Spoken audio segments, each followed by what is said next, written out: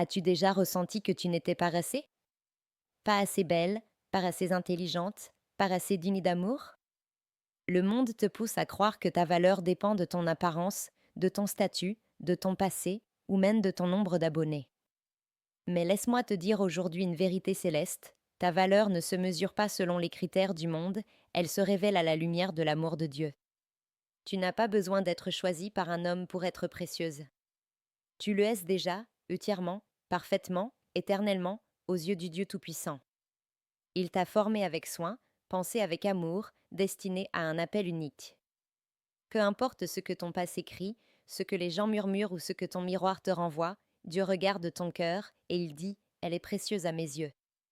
Aujourd'hui, il est temps de lever la tête, de rejeter les mensonges et de découvrir qui tu es vraiment. Non pas à travers le prisme du rejet ou du doute, mais à travers le regard bienveillant de ton Père céleste. Tu n'es pas un hasard, tu es voulu. Avant que je t'eusse formé dans le ventre de ta mère, je te connaissais. Jérémie 1 verset 5. Avant même que tu ne respires pour la première fois, Dieu t'avait déjà vu. Tu n'es pas né par erreur. Tu es le fruit d'un dessein divin. Même si tes débuts ont été douloureux, même si tu n'as jamais entendu « je t'aime » de la part des bonnes personnes, Dieu t'a voulu.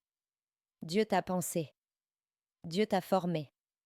Chaque détail de ta personne est voulu. Ton sourire, ta voix, ton tempérament, tes rêves. Tout cela fait partie de l'œuvre d'un artisan céleste qui ne commet pas d'erreur.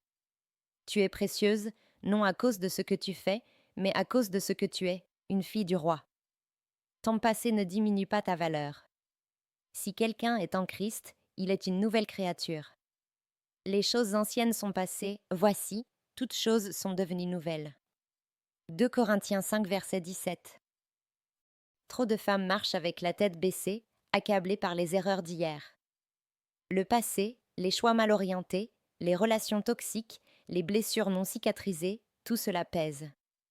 Mais le passé n'a pas le dernier mot. Dieu ne regarde pas où tu as été, il regarde où il t'emmène. Tu n'as pas à porter l'étiquette de tes fautes ou de tes douleurs. La croix est le lieu de l'échange. Jésus a pris ta honte pour te rendre une dignité nouvelle.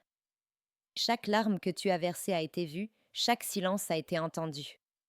Et dans sa grâce, Dieu t'appelle encore, ma fille, relève-toi. Arrête de te comparer, tu es unique. Je te loue de ce que je suis une créature si merveilleuse. Psaume 139, verset 14. Combien de fois te regardes-tu à travers les standards des autres? Cette fille sur Instagram, cette collègue à la vie parfaite, cette influenceuse toujours impeccable. Et toi, tu te sens effacée. Mais la vérité, c'est que tu n'es pas une copie. Tu es une œuvre originale. Dieu ne crée pas des photocopies. Il crée des chefs d'œuvre. Et tu es son chef-d'œuvre. Quand tu te compares, tu insultes la beauté de ce que Dieu a fait en toi. Tu as une couleur, une voix, une mission que personne d'autre ne peut accomplir. Tu n'as pas besoin d'être comme elle, tu as besoin d'être pleinement toi, en Christ. Il guérit ceux qui ont le cœur brisé et il pense leurs blessures. Psaume 147, verset 3. Tu veux aimer. Tu veux être aimé. Mais il y a encore en toi des blessures, des cicatrices qui saignent en silence. Tu as peut-être été trahi, rejeté, humilié. Alors tu portes un masque. Tu souris, mais ton cœur crie. Dieu veut te guérir. Pas juste te réparer. Il veut te restaurer. Te rendre entière pour que tu puisses aimer sans peur, t'engager sans te perdre, construire sans reproduire. Ton cœur est précieux et Dieu prend soin de ce qui est précieux. Il n'attend pas que tu sois parfaite pour t'aimer. Il t'aime dès maintenant. Laisse-le te guérir. Laisse-le reconstruire ce que les autres ont démoli. Car quand Dieu touche une vie, il fait toute chose nouvelle. Ta valeur ne dépend pas d'un statut. Car l'Éternel ne regarde pas à ce que l'homme regarde à l'apparence, mais l'Éternel regarde au cœur. 1 Samuel 16, verset 7. Tu es célibataire. Et parfois, tu ressens ce vide, cette attente, ce poids. Tu vois les autres avancer dans la vie, se marier, fonder une famille, et toi, tu te demandes, et moi, Seigneur?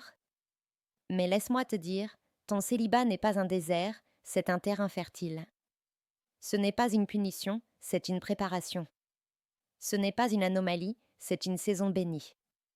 Dieu n'attend pas que tu sois marié pour t'utiliser. Il n'attend pas que tu sois en couple pour te valoriser. Tu es complète en lui. Tu es aimé, honoré, choisi, même sans alliance au doigt. Et quand ce jour viendra, tu ne viendras pas vide, tu viendras rempli de Dieu. Lève-toi et brille, tu es appelé. Lève-toi, sois éclairé, car ta lumière arrive, et la gloire de l'Éternel se lève sur toi. Ésaïe 60, verset 1. Tu n'es pas appelé à vivre dans l'ombre. Pas appelé à t'excuser d'exister. Pas appelé à te contenter des miettes. Tu es une lumière, une voix, une semence de destinée. Il y a en toi des dons, des talents, des ressources célestes qui attendent d'être activées. Tu n'as pas besoin d'attendre un homme pour te mettre en mouvement.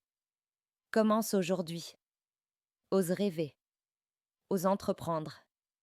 Ose prier plus fort. Ose te relever. Tu es précieuse.